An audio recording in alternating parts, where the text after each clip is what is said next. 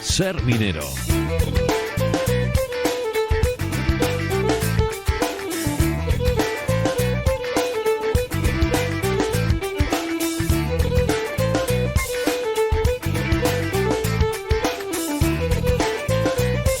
Abrimos ahora, como cada lunes, esta página de Ser Minero que vamos a escribiendo gracias a Roberto Fernández, director del Museo de la Minería y Siderurgia de Sabero. Hola Roberto, buenas tardes.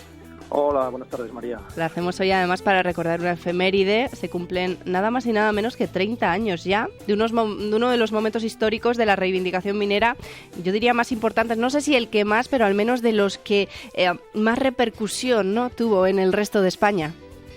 Pues sí, se cumplen 30 años de un momento icónico, ¿no?, que fue la primera marcha negra, que tuvo lugar en el año 92. En ese mes de marzo salieron 500 mineros desde Villablino rumbo a Madrid, pues para evitar el cierre de la MSP. Y bueno, yo no sé si fue la más importante, pero yo creo que luego nuestro invitado, que es Fulgencio Fernández, que es periodista de la Crónica de León entonces y de la Nueva Crónica de León hoy, que les acompañó en esta marcha y que nos va a ayudar a recordar esos momentos, pues nos dirá si realmente fue como el último momento en el que se consiguió algo, ¿no?, las reivindicaciones mineras. Sí que hubo muchas, pero que consiguieran algo no lo sé. Lo estaba pensando cuando te escuchaba hablar, efectivamente, cuando las reivindicaciones mineras servían para algo. Fulgencio Fernández, buenas tardes. Hola, buenas tardes, ¿qué tal? ¿Tú tienes esa sensación también? Sí, tengo la sensación para mí fue como un subidón, por decir de alguna manera, porque joder, en la información, en la prensa en aquellos años yo al menos venía de unas etapas complicadas. Me bauticé viendo morir Riaño. Después compartí con Roberto algunas horas muy duras en Sabero, que se acababa de cerrar el valle, no lo olvidemos, acababa de morir la minería en el valle de Sabero.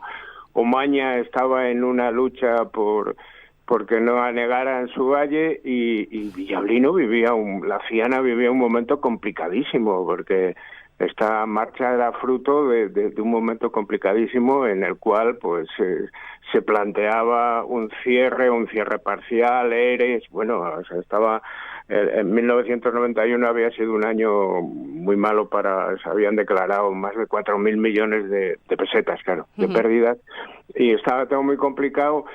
Y aquella marcha supuso un cambio. En aquel momento las reivindicaciones surtieron efectos, se logró lo que se buscaba, se logró más allá de lo que se buscaba como momento icónico, como una forma de lucha diferente, porque se venía además de esa cierta desazón que a veces produce las manifestaciones en las ciudades, las de los mineros, con petardos, con no sé qué, que las ciudades, joder, esta gente sí, pero tendrán derechos, ya se sabe aquellas cosas, y aquello fue una cosa increíble, el apoyo popular al margen de la marcha, y encima con resultados, y solo aquella mancha negra del ministro que no los quiso recibir, pero que no era más que un acto simbólico, más que el inicio de unas reuniones que sí se celebraron, sí tuvieron resultado. Yo creo que es más icónica por eso. La marcha fue espectacular, marcó una forma de hacer. De hecho, después hubo marchas de todos los colores.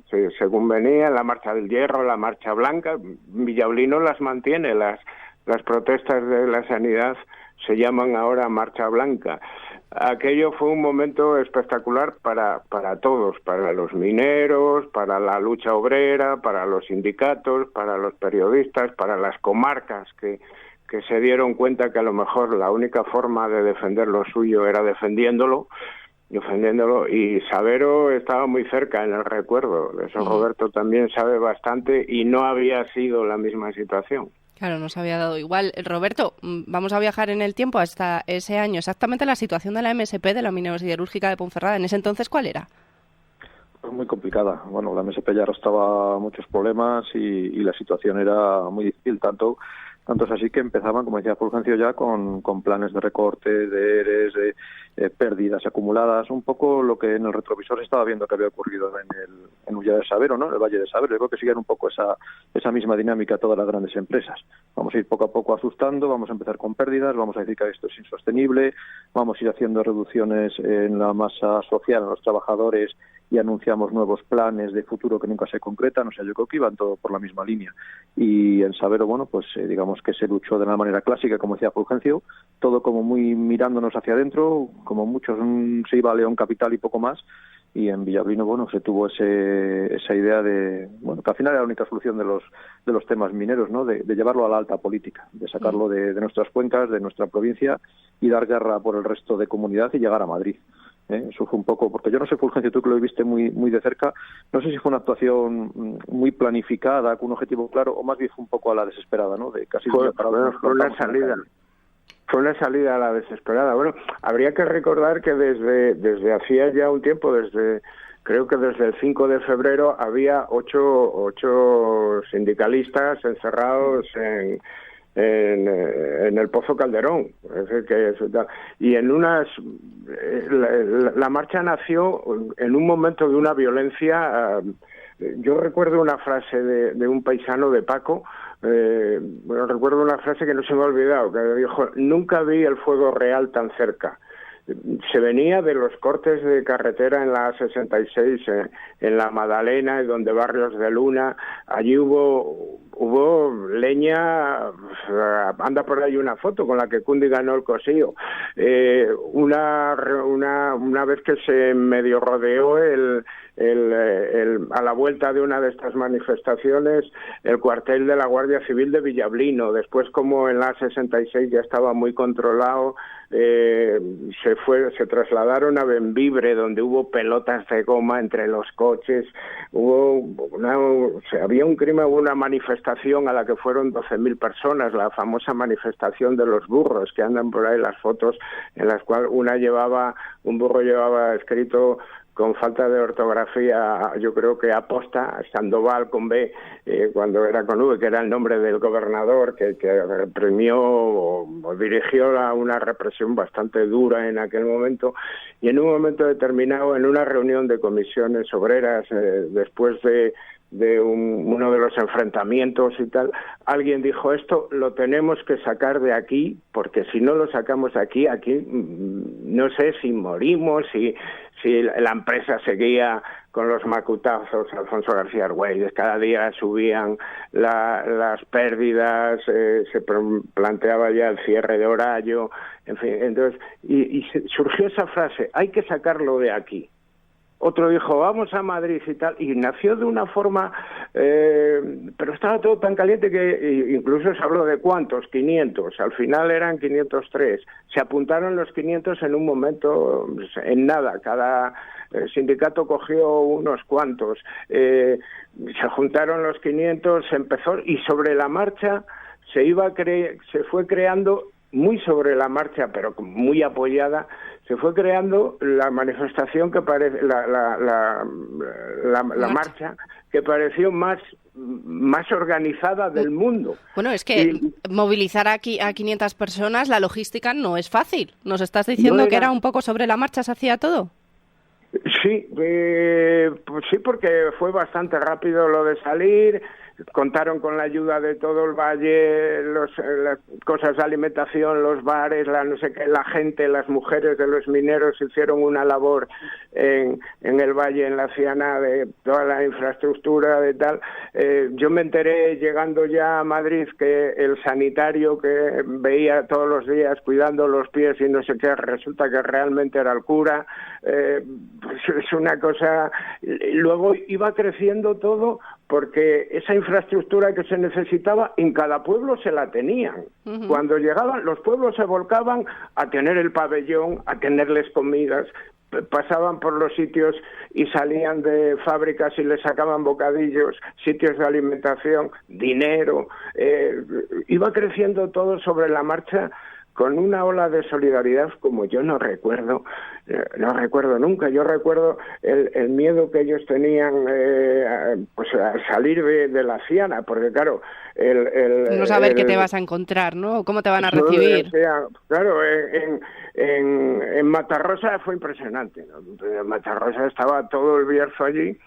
Y me acuerdo que además en Matarrosa, ya te digo que salió la coral matarrosina, que me parece que se llamaba, espero no haberles cambiado el nombre, llevaba el nombre del pueblo, y cantaron en Santa Bárbara y les dijeron que se pusieran de rodillas, y allí nació el rito que cerraba cada día la Marcha Negra. Ya sin coral, los mineros se ponían el casco, posaban la cacha, se ponían de rodillas y cantaban el Santa Bárbara. Ese era el final de todas las etapas. Era un momento impresionante. En Bembibre, al día siguiente, aquel Susi les hizo una arenga como para ir a no sé qué. Pero decían, bueno, y cuando salgamos del Bierzo, y llegaron a La Bañeza y no pasó nada, todo lo contrario, y Astorga, y los recibieron. Y llegaron a Castilla, como decían, y cuando llegamos a Castilla, cuando llegaron a Castilla, para mí, yo hice la marcha completa con ellos. Para mí, el momento más impresionante, con todos los líos que ahora tenemos, fue Valladolid. Valladolid fue acojonante. O sea, el himno, el Santa Bárbara en Valladolid, en la plaza, con una cantidad de gente, la plaza abarrotada, las calles. El silencio de ese momento, para mí la marcha fue luego hubo cosas extraordinarias. Y la llegada, y Fulgencio, la llegada a Madrid, ¿cómo fue en este caso? Porque sí que recordamos que la última Marcha Negra fue apoteósica, o sea, la llegada nocturna a la capital de España con cantidad de miles de personas arropando a los mineros. En ese entonces, ¿cómo fue el recibimiento? La llegada a Madrid fue lo mismo. El gran problema de la llegada a Madrid fue cómo organizarla, cómo lograr que solo decidieron que solo, porque ya no sabían qué hacer, estaba Marcelino Camacho, estaba Carrascal, estaba no sé qué, allí todo Dios se había sumado, Luis del Olmo hacía el programa casi en directo con la Marcha Negra, la SER conectaba en todos los informativos, entraban directamente, estaba Julio Fuentes, el chaval, el periodista que murió después en un conflicto bélico, estaban todos los periódicos, y aquello era la salida del último día del pabellón de deportes que les acogió. Eran sin Dios, tuvieron que reunirse al amanecer, decidir cómo hacían, decidieron que entraban los 500 mineros, que nadie les acompañaran. Para mí el momento personal quizá más emotivo de la marcha, pues dijeron quédate aquí entre nosotros, me metieron en el medio porque había hecho toda la marcha con ellos y entonces pues pusieron un casco y quédate ahí, pero era organizar. Y luego todas las calles, todos los balcones, banderas, los leoneses de no sé qué, todo el valle de la Ciana por las aceras con ellos. Y muy rápidamente, Roberto, ¿cómo acabó todo esto? ¿Se resolvió bien? Pues bueno, se resolvió, vamos a decir, un parche. La MSP todavía aguantó unos años y sí que cambió un poco la manera de hacer sindicalismo, de hacer protesta en las cuencas mineras y sobre todo, como siempre, ahora que está ahí Fulgencio, pues como siempre tuvimos a Fulgencio a pie de calle contando las cosas que de verdad importan, como uno más de la Marcha Negra, y que gracias a él pues estas cosas no se olvidan. Así que muchas gracias, Fulgencio Fernández, por todo, por atendernos hoy y por haber cubierto aquella marcha. Un placer, las dos cosas. Adiós, Fulgencio, hasta luego, Roberto. Un abrazo. Hasta el próximo lunes.